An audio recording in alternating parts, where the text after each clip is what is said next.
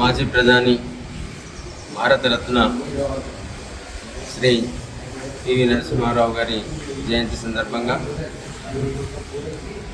హాజరైన భారత రాష్ట్ర పార్టీ నాయకులు, మా కుటుంబ సభ్యులు, పాత్రికేయ మిత్రులందరూ కూడా జయంతి శుభాకాంక్షలు తెలియజేసుకుంటూ, బహుభాషా కోవిదులు భారతదేశాన్ని ఆర్థిక సంస్కరణల బాట పట్టించి ప్రపంచంలో అభివృద్ధి చెందుతున్న దేశాల దానిలో గొప్ప సంస్కరణలు చేపట్టి పారిశ్రామికీకరణ చేపట్టి భారతదేశ ప్రగతిని ప్రపంచ పట్టణంలో నెంబర్ 1 స్థాయికి తీసుకుపోయిన గొప్ప నేత, సంస్కరణవాది పివి నరసింహారావు గారు.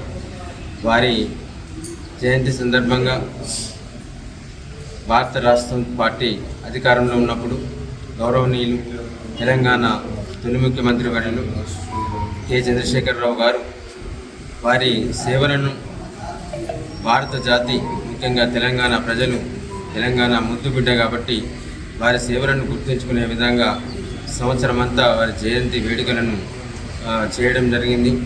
అట్లాగే వారి పేరున అనేక కార్యక్రమాలు చేసి తెలంగాణ ప్రజలందరూ కూడా వాళ్ళ మనసుల్లో ముద్రపడే విధంగా పివి గారిని వారి జ్ఞాపకాలను పంచుకుంటూ అనేక కార్యక్రమాలు చేపట్టడం జరిగింది. తప్పకుండా తెలంగాణ ప్రజలందరూ కూడా ఒక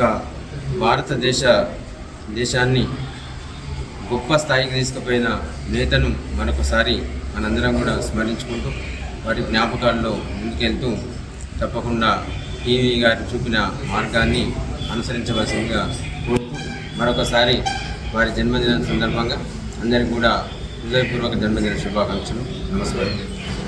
భారతరత్న పివి నరసింహారావు గారి 104వ జయంతి వేడుకలు తెలంగాణ భవన్ సిరిసిల్లలో ఘనంగా చేసుకోవడం జరిగింది.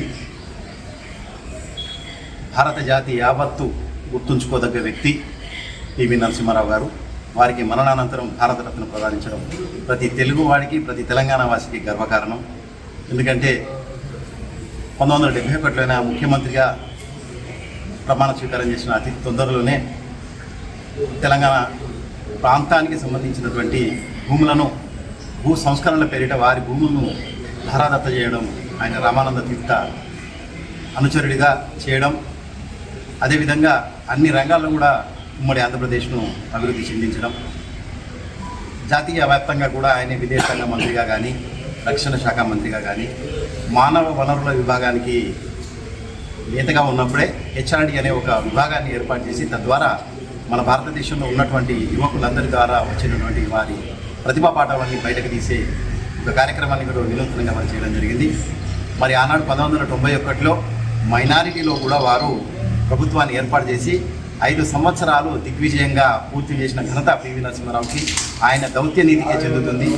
రాజకీయాలలో కూడా ఏ విధంగా హుందాగా వ్యవహరించాలి, తెలుగుతనాన్ని ఎక్కడా పోకుండా కూడా ఆ పంచకట్టుతోనే ప్రధానమంత్రిగా కూడా దేశ విదేశాలు తిరిగినప్పుడు కూడా మన తెలంగాణ ఖ్యాతిని ఇనుమడించిన నాయకుని మనం ఈ సందర్భంగా గుర్తించిన ఉదాహరణ.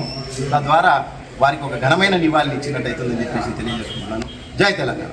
జై తెలంగాణ.